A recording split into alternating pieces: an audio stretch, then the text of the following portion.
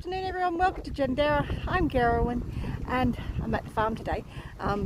Actually picking up some more stuff to take back to the rental house.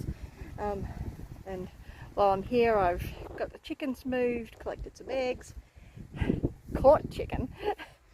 With all the high wind we've been having lately, the chicken coop over there flipped over and all the chickens got out. We ended up losing Star, unfortunately.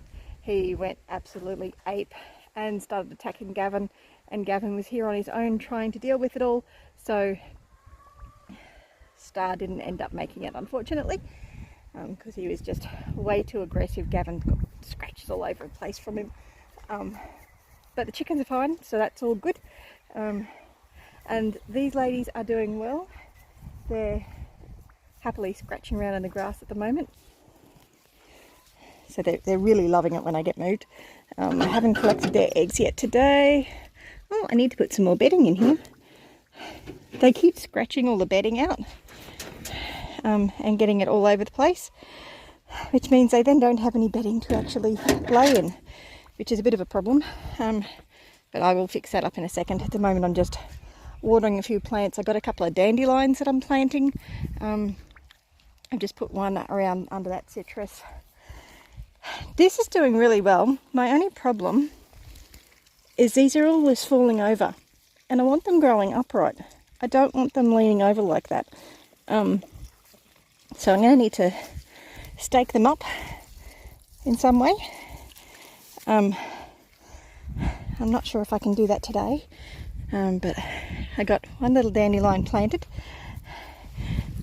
And the part of the reason I've actually got the dandelions is because I want the dandelions have a nice deep taproot, and they help to break up clay soils, and they also help to I think it's put calcium back in the soil.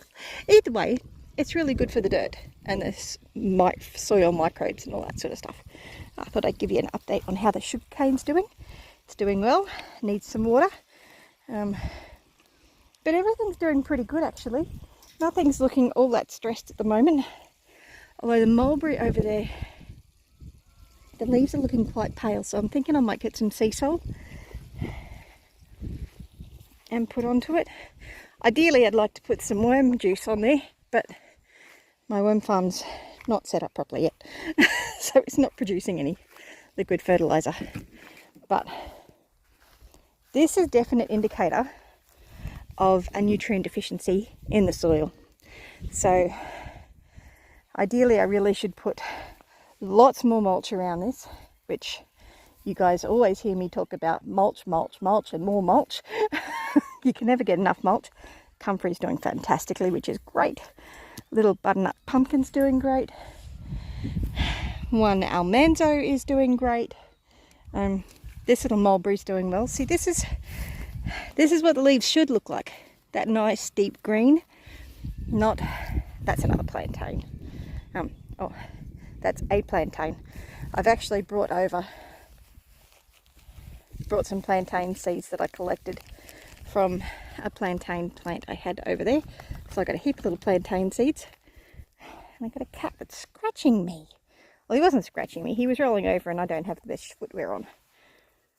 He's being all smoochy. So I'm planning on sprinkling these seeds around a bit in the paddock. I think he's missed me.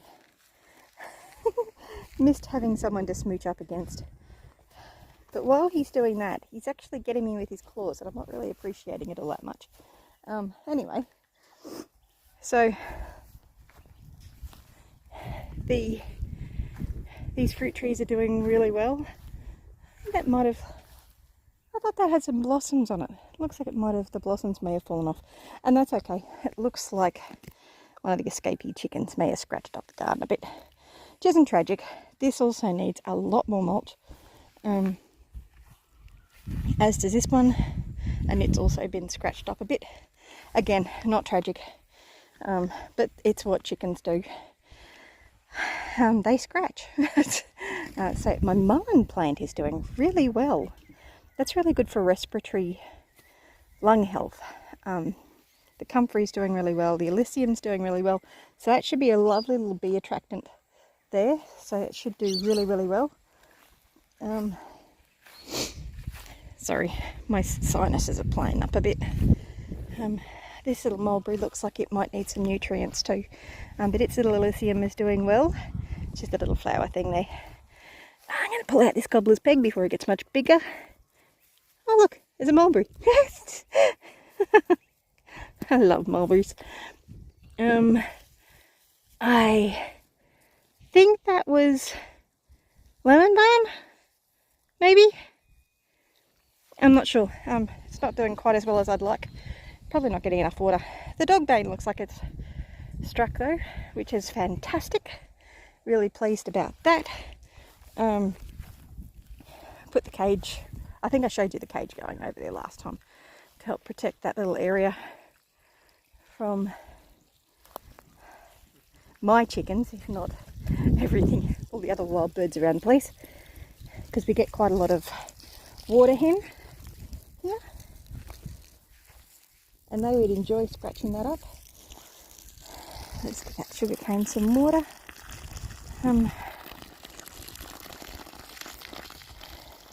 So yeah, one of the reasons that I do really put a lot of deep mulch, see over there is nice deep mulch.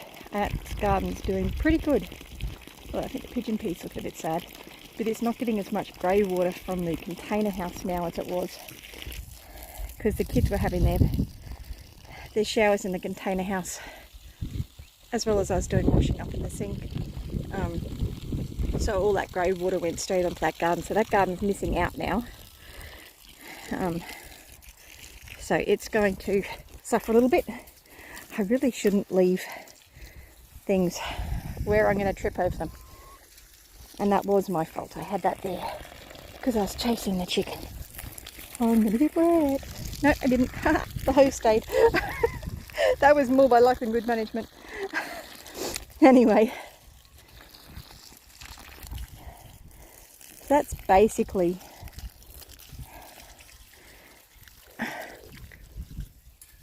dear.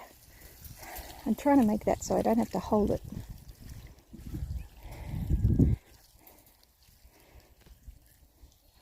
I don't think it's going to play the game with me. Oh, there we go. Now it's better. But now I've gone. Knocked my poor little butternut pumpkin. I've got cobbler's pegs coming up. I do not like cobbler's pegs in my garden. They were probably in the grass clippings.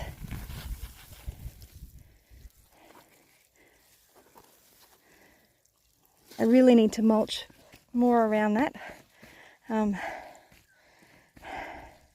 It's doing well, but it could do better. I should probably give all of the garden some sea salt actually. I do have that other dandelion to plant. I did plant one over there at the banana, but I think it may have died from lack of attention. I might put one over there at that banana. So I'm nearly ready to move that. But I'll be back in a little bit. I've probably done a little bit more than I'd planned, and possibly a little bit more than I should have, but that's okay. I'll recover. Because I wasn't planning on doing any mulching, but I found Grandma's hay fork, and this thing is really good at helping to move hay. So it is just, it's wonderful. So it was my grandmother's. I'm not even sure if you can buy them anymore. I'm not even sure actually if it wasn't homemade. So I put a little bit more hay around the banana. I put some more hay around the citrus. More hay around that one. I still need to stake that one. I've still got more mulching to do, but I've made good progress today. I've gotten most of the fruit trees watered. I think I've got all of them watered actually. I even got the passion fruits watered. I'm just watering the lemongrass at the moment. So I've popped one of my dandelions here with one of the cuttings from the sugar cane, and mulched heavily around it. And I've remulched that one And I would have preferred to have had wood chips on the bottom of that, but I wasn't up to doing the wood chips today. So I've just put some hay around that. It's going to be better than nothing. And I've put some hay around the mulberry. It still needs the sea sole. I don't think I'm going to get that done today. I've still got a few more things to do. And this pussycat seems quite intent on smooching up against me and nearly knocking me over. So yes, I think I've done 4 trolleys full of hay. And I'm a bit wrecked. So yeah, so I'm just watering lemongrass. I have a feeling that I've lost my canna lily from here, which isn't tragic because I've got another one out the backyard, assuming it hasn't died too. Although it might just need some water because we haven't had a lot of rain lately. So, and with me not being here to water, the garden's getting neglected. But at least the animals are still alive. That's the really big bonus. I've got heaps to do.